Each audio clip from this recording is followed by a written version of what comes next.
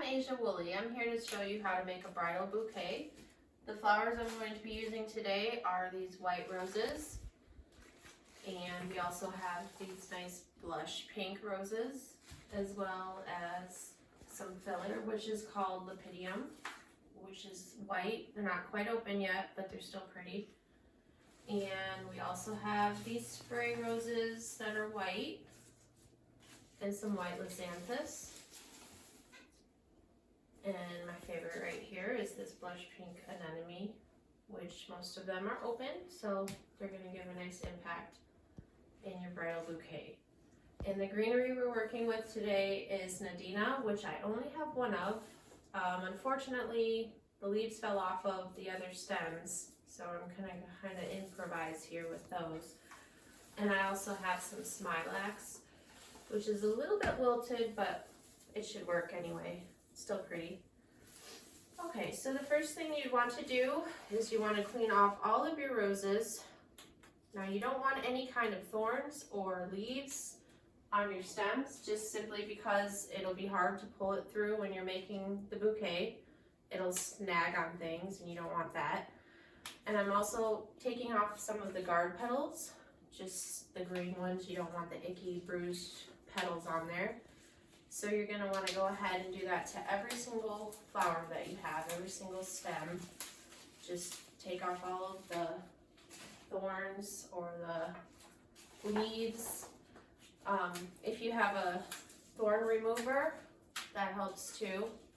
But luckily, these do not have any thorns on them, so we don't have to worry about that today.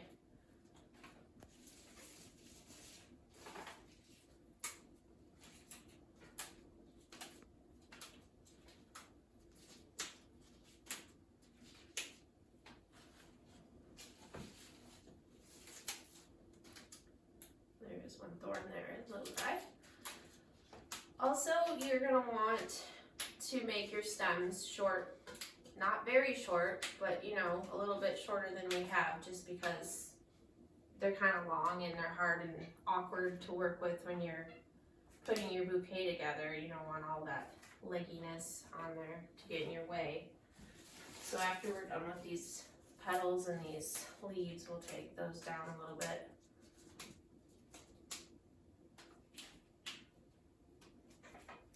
Now, a lot of brides tend to like bouquets that are, you know, neutral, but there's some that like bright colors. So I think this one's a good one to complement that neutral color scheme in a wedding. A lot of light colors. And also I should mention that this is a hand-tied bouquet. It's not going to have any fancy armatures or anything like that. No chicken wire or anything necessary. It's just a simple, quick little hand-tied bouquet that's going to have a lot of impact.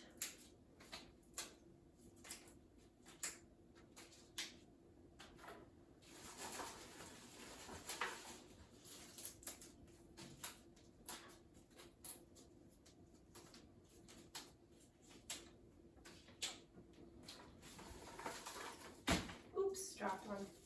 That tends to happen sometimes. And also you're going to want to figure out if you have any kind of boutonnieres or corsages that you're going to need.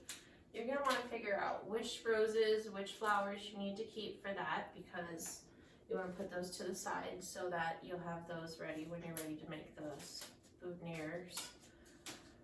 So today I'm only going to make one boutonniere just to show you how in a different video.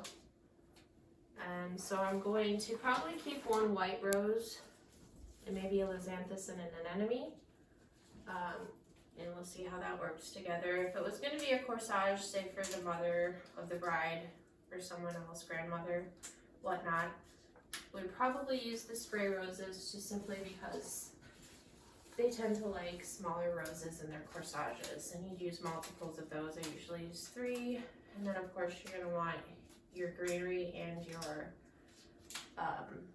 filler flower in there as well, just to match with the rest of the bridal bouquet and all the other bouquets that the bridesmaid may be carrying. You just want everything to look cohesive as much as possible, unless they're requesting something different, of course.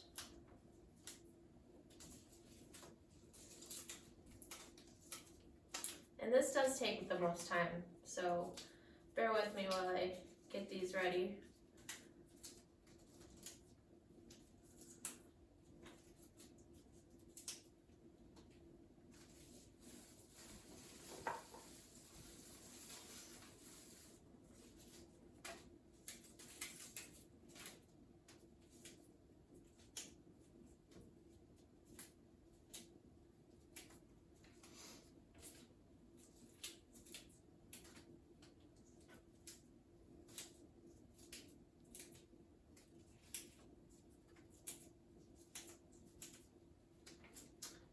And luckily for the Lozanthus, there's not a lot of foliage on that, so it comes right off quickly.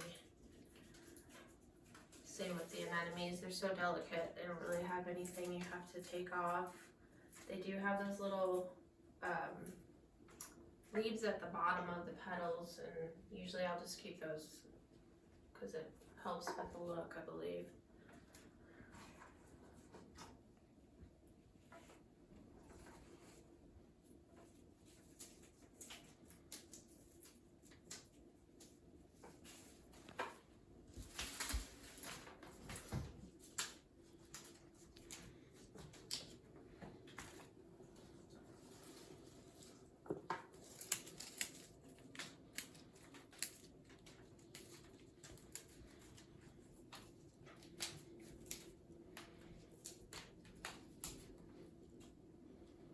And this is all something that you can do. You don't need a lot of tools to do so. And I should mention just exactly what you are needing to make a bridal bouquet, a hand-tied one. All I'm using today is some floral tape and you know, scissors to cut the ribbon. So this is the ribbon we'll be using after. And you know, just a knife and some clippers is really all you need. As for these filler flowers, usually I won't take much of the leaves off unless they're kind of wilty like these are on the bottom, just because they don't look pretty. Nobody wants that. Sometimes you can split them, like see how these have a separation on them. It gives you a little bit of extra. Other times you want to use this as kind of the skeleton of the bouquet. It helps to form the base of it because you have these divides, these forks in the stems, so it helps to build that form that you're looking for. And unfortunately these aren't looking the greatest right now, so I would have used something a little bit nicer, but this is what I have to work with, so I'll go ahead and just make the most of it.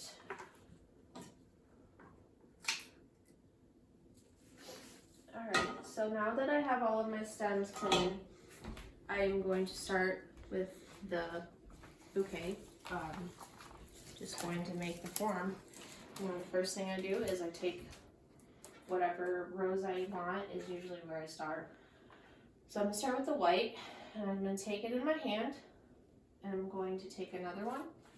I'm going to cross over it with one hand, holding it between my fingers, my thumb and my fingers. And this kind of dictates the width of what the bouquet is going to be. I mean, it'll change a little bit as you go along, but this is about how wide I want it to be.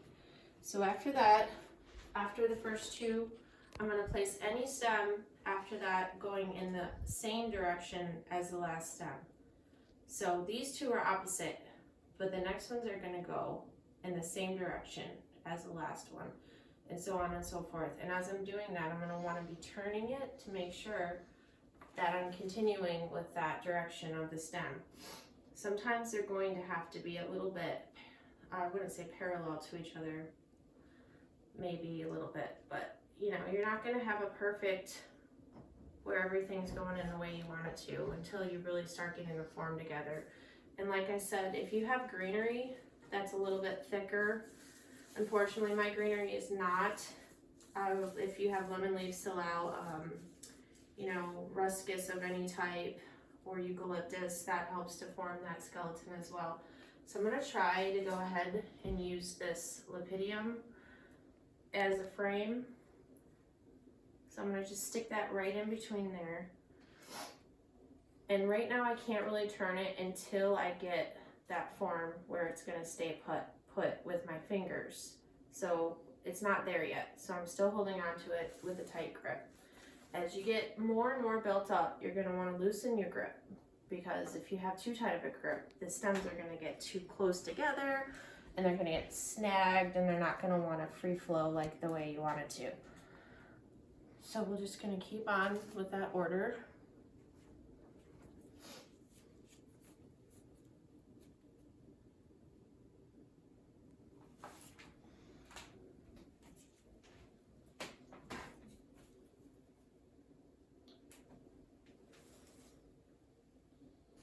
And this is going to be a symmetrical hand-tied bouquet. There's a lot of asymmetrical looks as of late that people are really into. But however, this one's just going to be symmetrical, so I'm going to try to make it look pretty much similar all the way around.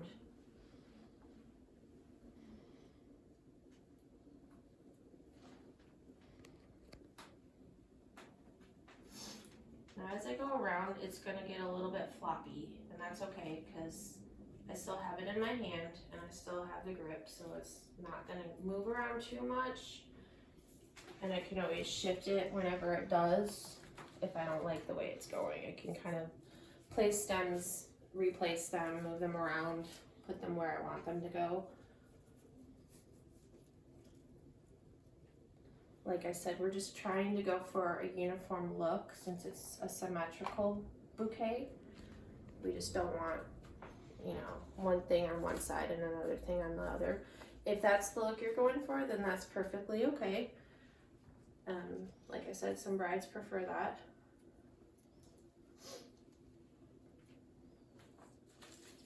And I like to put my thicker, hardier flowers or stems in first. So as you can see, I'm placing my roses and my spray roses in first, simply because they do have a thicker stem and they're less likely to snap. So once you get the frame going and you kind of know the way that it's going to look, you know, you can start putting your thinner, delicate stems like your lizanthus and your anemones last. It's just kind of harder to put them in before, because once you get those roses in there with those thick hardy stems, you're gonna maybe cross over one of those delicate stems and snap them. We don't want that. Now we also want to pay attention to having a focal point in the bouquet.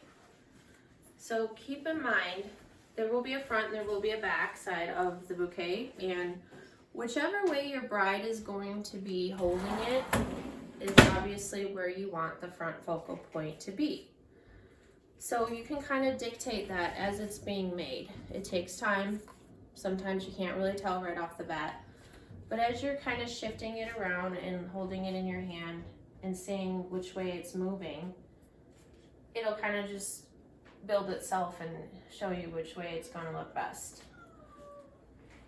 So once we get that idea of what that focal point is going to be, we want to kind of pay attention to that area more than the back side, because obviously in the pictures there won't be any of them holding it from the back side because nobody's looking at that. So that's always good to keep in mind as well. And sometimes it's hard to flip it around and those stems don't always stay in place, but you just keep holding on and pinching, not too tight, not too loose. And there's going to be heads of flowers going up and down. You're going to have to pull some up, you're going to have to pull some down, depending on how loose or how tight or how tall you want it to be.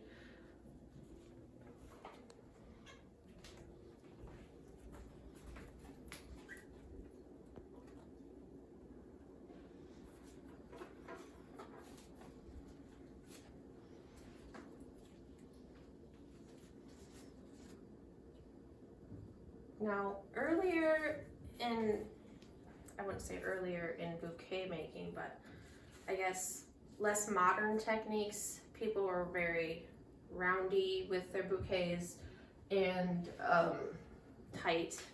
So it was kind of like just a roundy bouquet that people would like. And some people still like that, and that's pretty classic looking.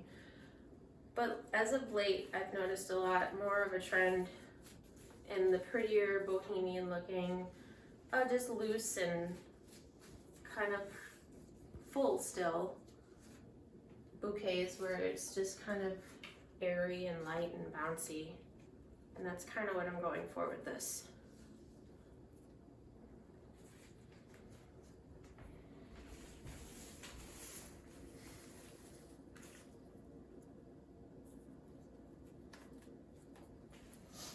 Like I said, you don't want to hold on too tight, because once you start getting those stems in there where they're getting crowded, you're going to have issues with pulling them through, and that's when you get breakage. So you might have to loosen your grip a little bit as you go on. That's okay.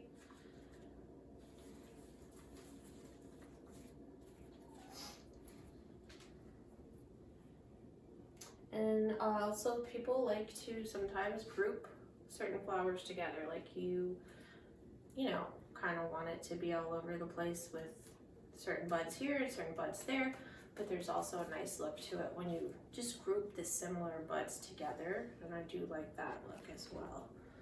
So I try to do a couple groupings.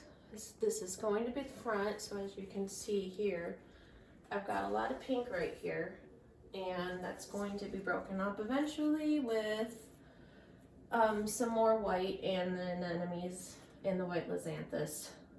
But I might group a few anemones together just because they have a high impact and I like the way they look together. But for now, I'm kind of spreading out the roses as much as possible, so I'm getting depth all throughout this bouquet. And then after that, I'll start grouping more together.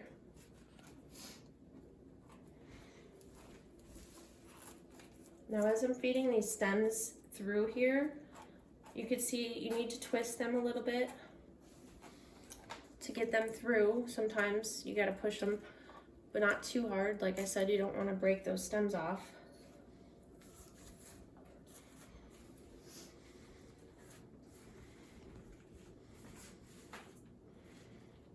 And don't get frustrated if you have some of the flower buds just kind of going their own way throughout, because they'll tend to do that. And then you can always correct that when you're towards the end of the bouquet.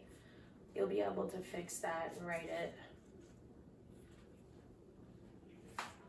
Now I'm on my last rose. I've just got one spray rose and one white rose. So I feel like I need a little bit of white in the middle here. So I'm gonna put this spray rose, oh, we just lost a head. And that's okay if that happens too. You can just clip it off with your clippers, the stem.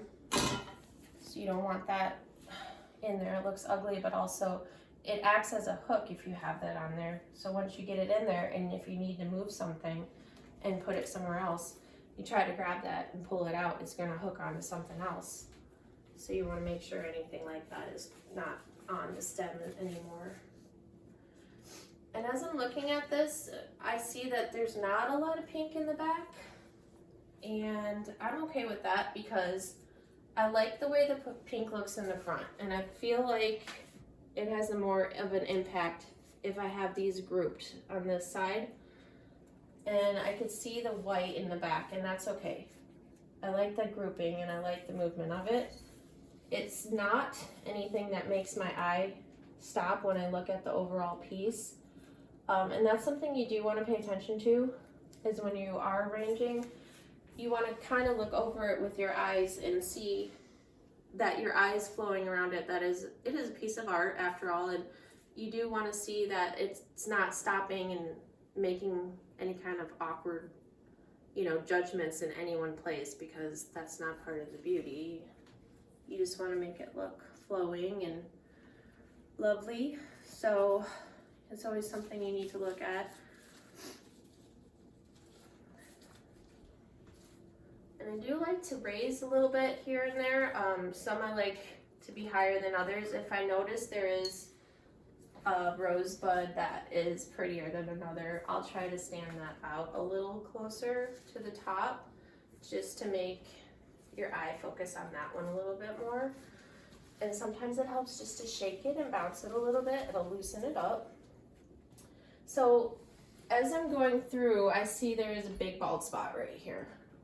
Now I'm kind of considering if I want to maybe pull this one out right here and replace that where that bald spot is, simply because I do have 3 there already, and I think that would be a big enough grouping. And I don't think I have enough pink in the back after all, now that I'm looking at it again. And like I said, these are a little bit tough to pull out. I did forget a couple thorns, and that was probably why. And like I said, with the stems being long, I had clipped them prior. Obviously, when I was processing the flowers, I clipped them shorter. And I probably could have stood to trim them down a little bit more, but it's not too bad. It's not like it's unmanageable for me or anything. So it's okay to have them long like this, as long as you're okay with it. There, see, now that looks a lot better because you have this 3 group here, and then also there is another 3, and then another group of 3 there. So it's looking a little prettier with that there. Now, when you're looking at it, you're gonna see there's a lot of emptiness under here. And that's where the greenery comes in. I do not have my greenery throughout yet. I don't have a lot of it, so I'm just going to do a little touch of greenery. Some people like a lot of greenery. And if that's the case, you would want to start with the greenery first. Most people do. I don't know, other people just like to do flowers first and then wrap the greenery around or incorporate it throughout. But I personally like to do my greenery first if I have a lot of it, because I use that as the cage or the armature of the bouquet. It helps me to make the frame. But since I don't have a lot, I started with the roses first because they are the thicker stems, like I said before. And then when you are doing it, also you want to just kind of look all around from every angle just to see how it looks to you, because it is a bouquet and it is going to be bounced around and held, and photos are going to be taken of it, so you're going to need to make sure it looks good all around, just like any other arrangement. So then I have my last rose, and I'm thinking, since it is pretty full of roses right here, I might want to stick it right here. And then I could have like just a little pop of white right there in between the pinks.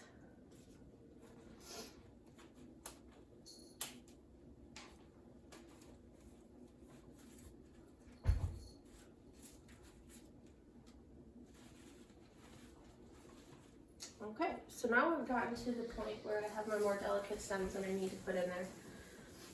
So I'm going to start with my lizanthus.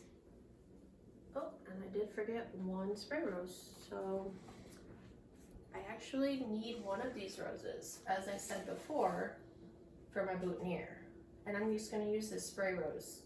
Sometimes it's not as masculine to use spray roses for boutonnieres, but since I'm going to add the poppy, or I'm sorry, the anemone and the lizanthus, I think I'm just going to go with the spray roses simply because they're smaller.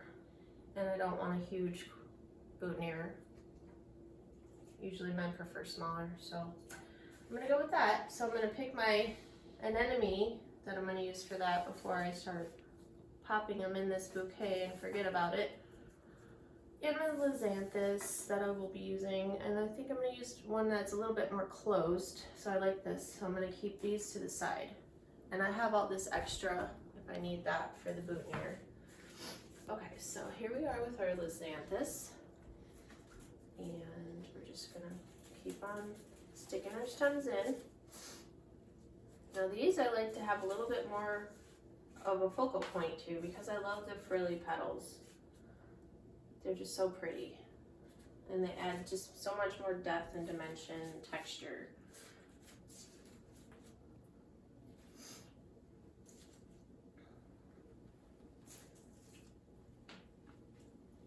And then I also have, like I said, I have this smilax here, which I will be putting in at the end. and I'm gonna wanna kind of have one where it's like this. So these are a little bit tougher to get to when you wanna angle them. You kinda gotta go straight through, then find the crack of your finger, go right in between. And that's how you get that dimension where it's starting to fan out more. And you have a gap, but that could be filled in too with greenery or whatnot. Some people just like how loose that is. They just like a really loose, pretty bouquet.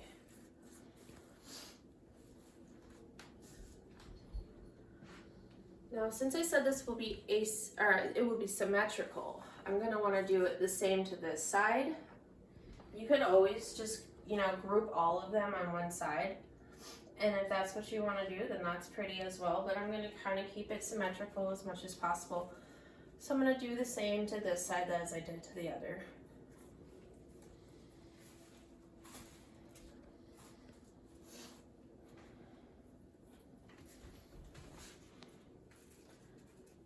Now the stems are starting to get a little bit crazy. You'll feel them going everywhere, and that's harder to hold. And you might need to kind of adjust your finger placement as you go to be able to continue holding.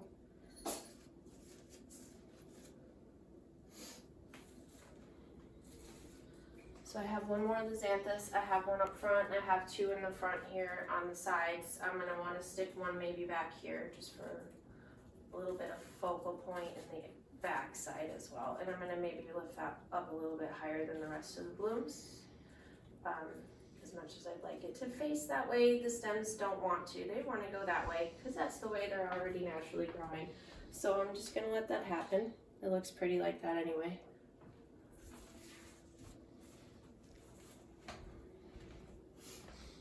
And this is getting pretty full now. So, you know, depending on your price point, how many flowers you need to include, you might not need this many blooms in there, but since we're gonna go with all of them, we're just gonna keep it and have it look nice and full. So now we have our impact flower, which I like to think of them as that because they are very pretty, the anemone, and we're going to kind of just decide where they want to go because there's some holes here and there, but you want to group them a little bit. And this one's pretty open. So I'm going to face this one towards the front, and this is where it gets tricky since they are such a delicate stem. You can't push them too hard. You just kind of want to slide them in as gently as possible. And then once you find them on the bottom, which I lost that guy, you can kind of wiggle it around to find the stem, and there he is. And you can start pulling down. Now I want him to be up more than I have the roses because that is my focal flower, and I want it to have the most impact, like I said. So he's going to be up a little bit higher than the roses.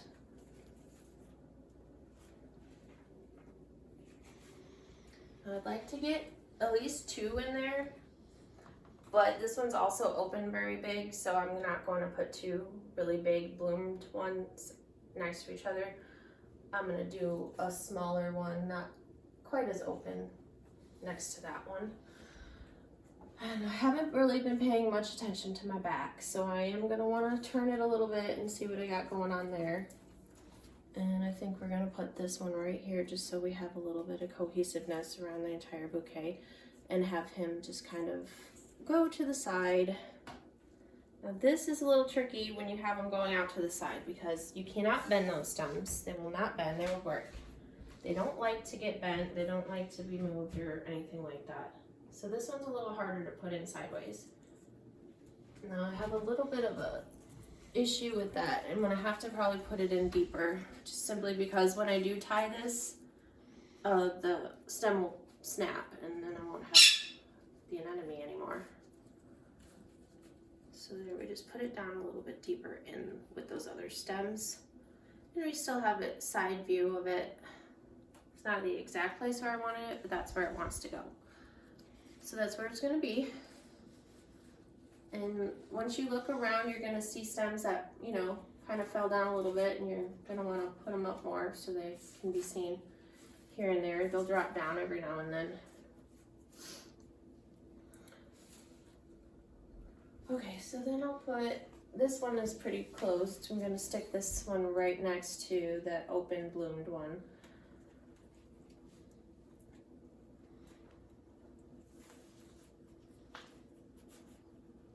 Now I'm running into the issue of my bouquet getting a little bit tight since I have so many stems in there.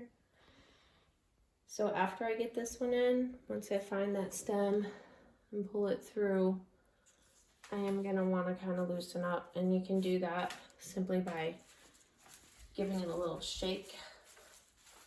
You can see it as you're doing that, the flowers are loosening up. And if you have a bigger hand, it's easier to do because you have more to go around. But I have a small hand, so it's a little bit harder for me to keep that grip without being too tight or too loose.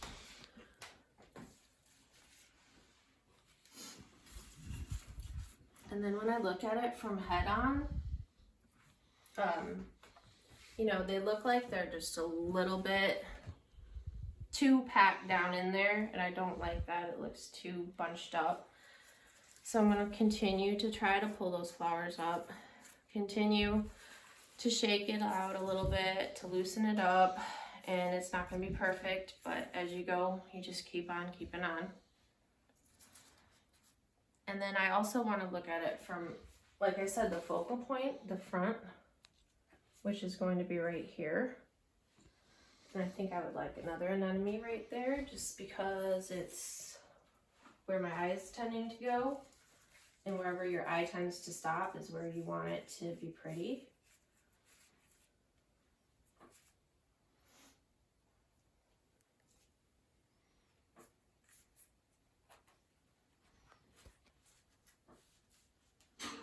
Now naturally flowers in the wild, when they grow, they don't all grow the same height. You know, some are popping up higher than the others. And that's essentially kind of what you want to get with this bouquet is, you know, just kind of the natural look. And there's going to be spots that you might not like. My eye is still going to this area here. I do not like these spray roses. They're kind of bulky and they are bloomed out quite a bit. So they're taking up a lot of room and I don't like that. It's not going with the light and airy feel that I like. So I will take those out. Maybe I could stick them down here. Maybe I don't even need them. So I'm going to hold off with those right now.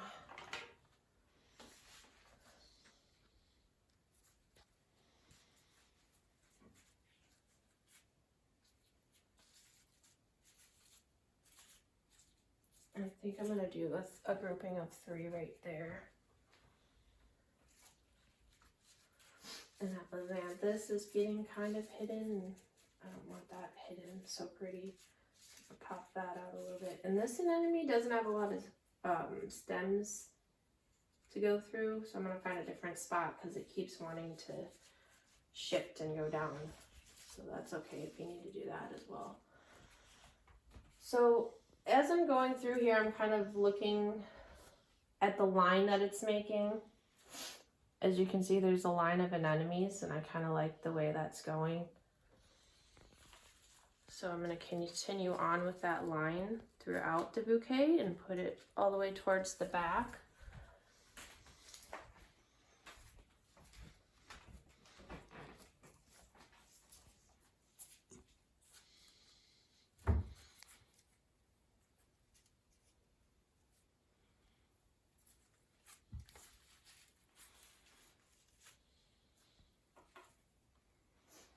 And this is my last one, and I think I'm going to want to put him right here. I think that would be pretty.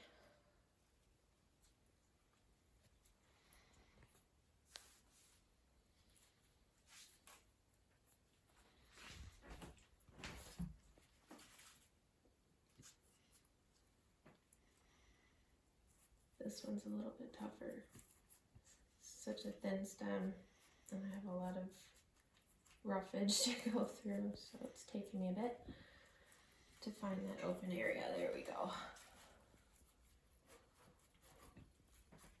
Now it's not exactly where I wanted it to be. It's a little bit tight in there. don't like it. I'm gonna try to spread it out a little bit more without having to break the stem.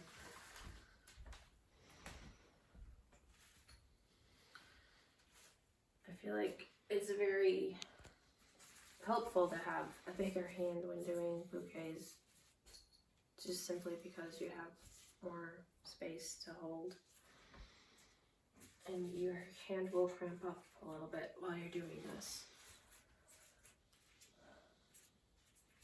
But in the end, it's worth it.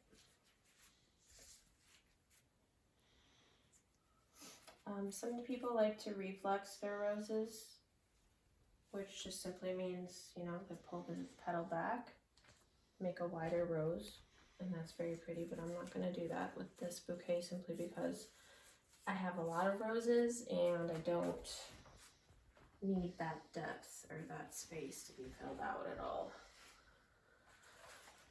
Okay, so that's the end of my stems. I don't think I'm going to need this. It's just, it seems like it's too much to me. I don't know, maybe on the side here. We'll try to pop them in.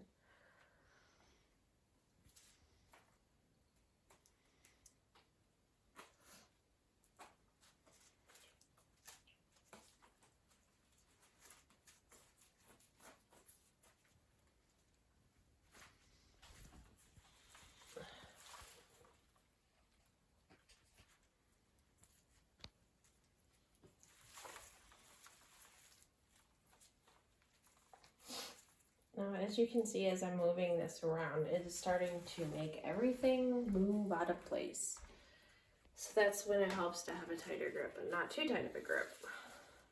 Kind of hard to get that happy medium.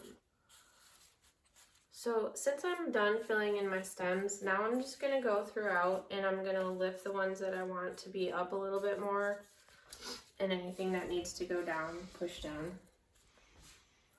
Because this is going to be the pretty much the final structure of it, how I have it right now. Because all I have left is to put my greenery in, and that's just going to frame the outside.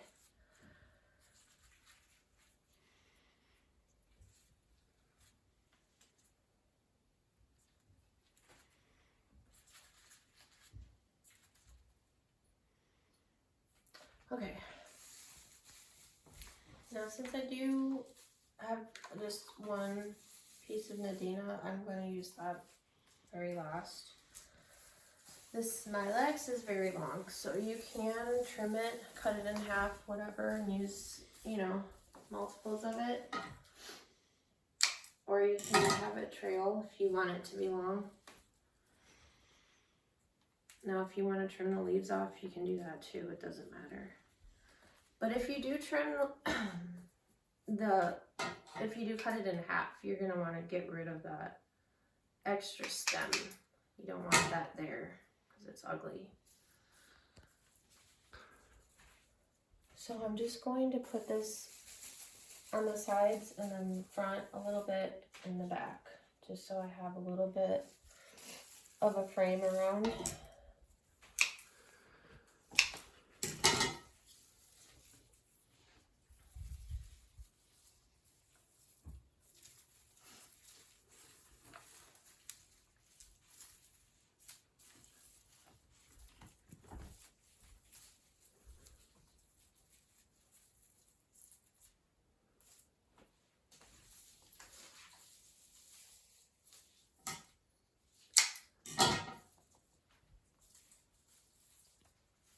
You might have to weave it through a little bit if it's kind of falling. You don't like the look, you might need to prop it up against or under some stems.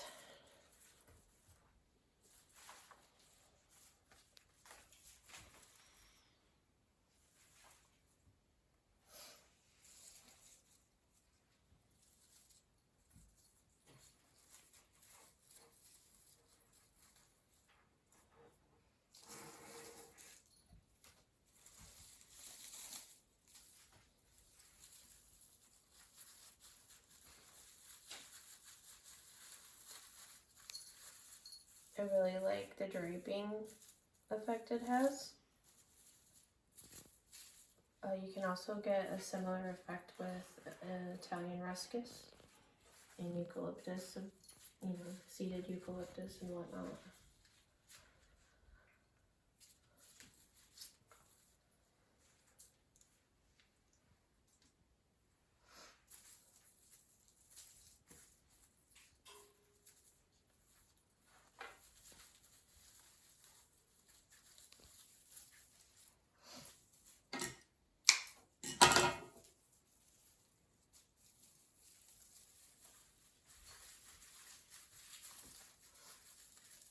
Does tend to tingle a little bit too.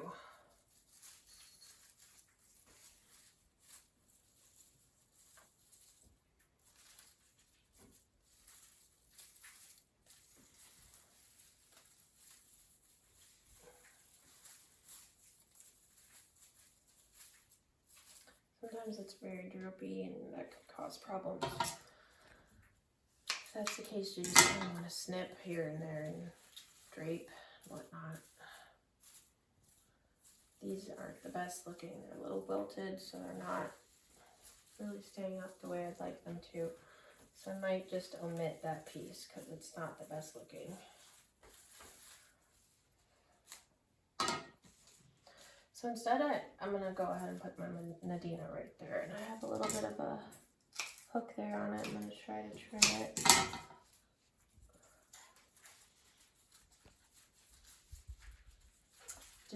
I do wish I had more of this because it is very pretty and I love the texture of it in contrast to the rest of it. So I'm going to use some more of this filler just to go through a little bit and to finish it off. Now this filler is Lepidium, like I said, and it's white, but it's not really bloomed out. So you're just going to get the greenery effect mostly from it.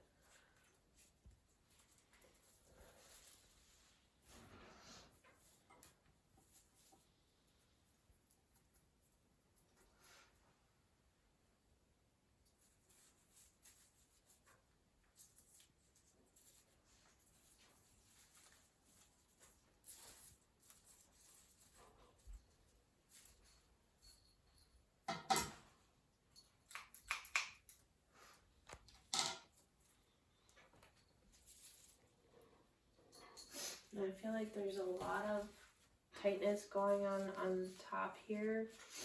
I'm not really digging that. I'm gonna maybe remove one of these. I'm not sure which one, and try to place it somewhere else. So we're gonna kind of look at that and see what would be best. Probably would remove this Lizanthus here because it's not really doing any justice squeezed in there between those anemones. Unfortunately, that did create a little bit of a hook. So I'm going to have to take out that anemone with it and just put it back. Just very carefully though.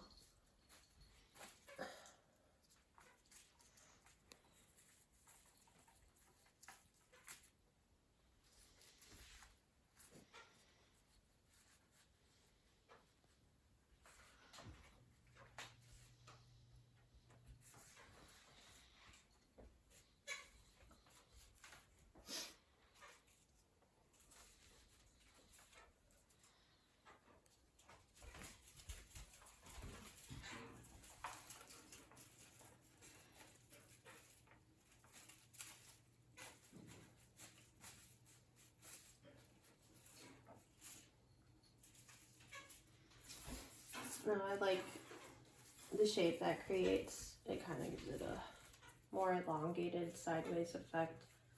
I'm trying to equal that out a little bit on this side with the other Lizanthus. Stick it out a little bit more.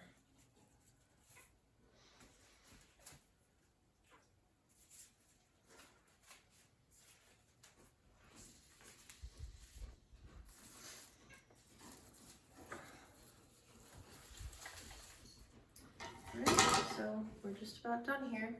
Just pop in a couple more of these Lepidiums. Having a little issue with my clippers. broken stem.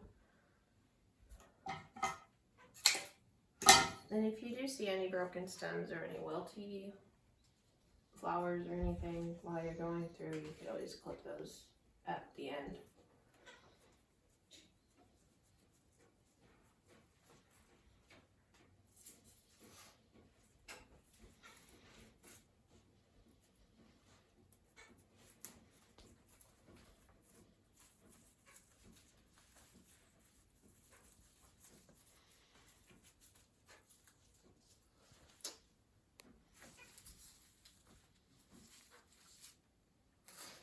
All right, I think that's pretty much the shape I'm going for, and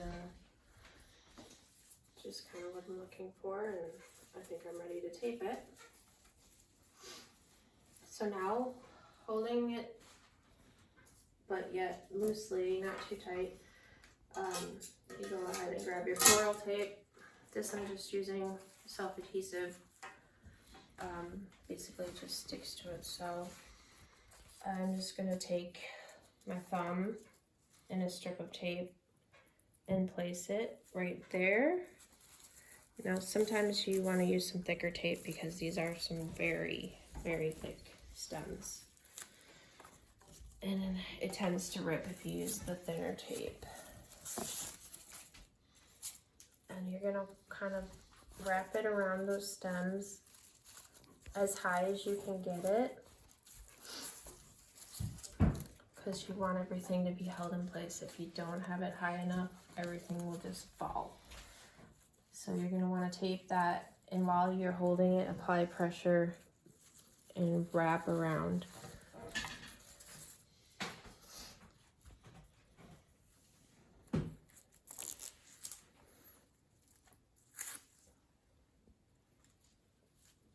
Paying mind to the hanging greenery so you don't get that caught up in there, and make sure you're wrapping tightly. And now I can start turning the bouquet more and getting a better grip on it and wrapping it tighter. Now since I'm using this thinner tape, I'm gonna need to use a lot of it to keep it together, and I don't want to wrap it very far down because I do want my stems to stick out the way they are. Oops. And I'm going to just want to kind of keep it in this one area right at the top, where at the base of it, I guess you could say, where all of it meets together. And it just keep wrapping and wrapping until you get enough tape where you're confident that it's not going to just come apart on you. Because that would be a travesty if that happened.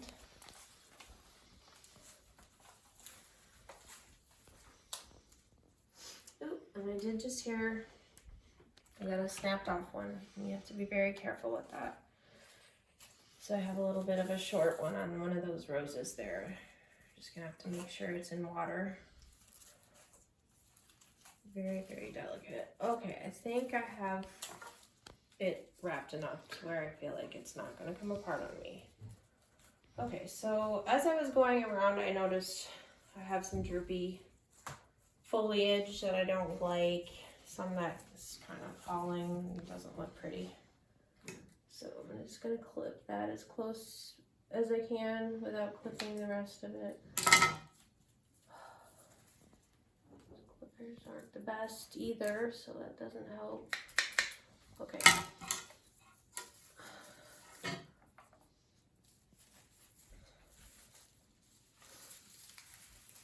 So as I was taping it, things shifted a little bit. And then, you know, that's gonna happen. Things got a little tighter. If you can adjust carefully, then go ahead. If not, hopefully it's not too bad to where you don't appreciate it. But I think it's okay.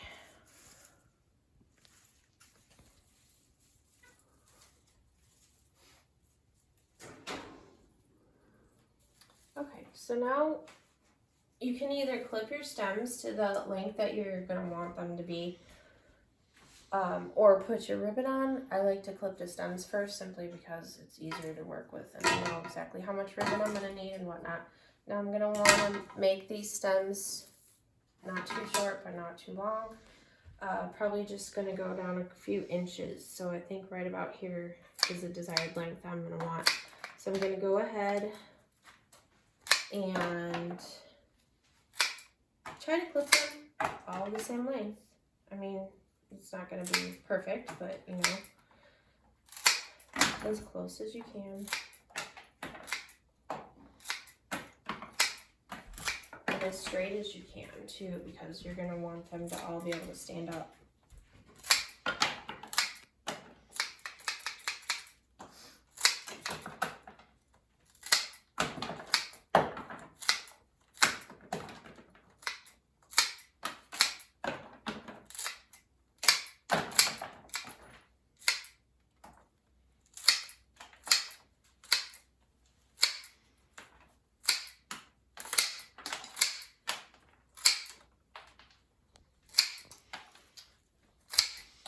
Okay.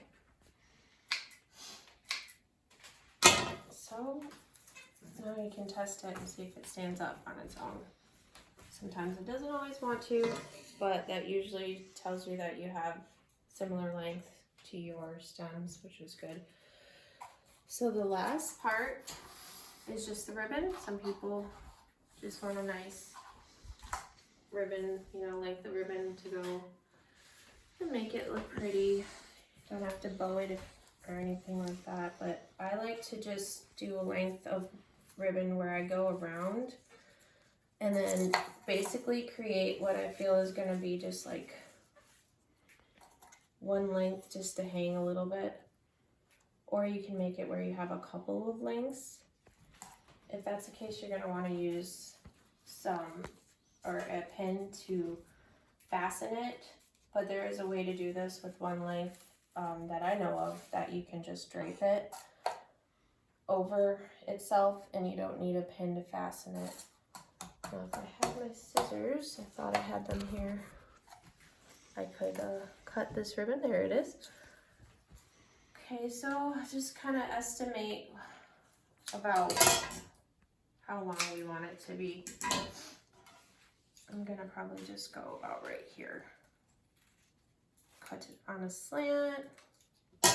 So I'm gonna just pinch it like I did with my thumb, like I did earlier with the tape, and kind of go around once, covering that tape as much as possible, simply because we don't want that to show.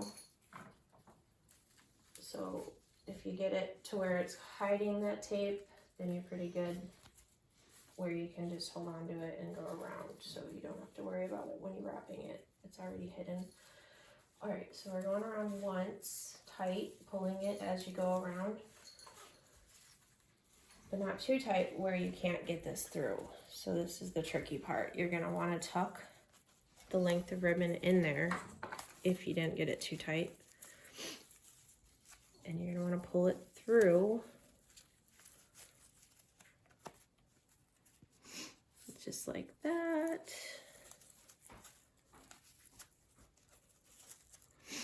And as you're pulling it through, you can also tighten it a little bit, just to get that tightness again, and it's not going to go anywhere. And then you just have this length of ribbon there. And there you go. Maybe trim it a little bit.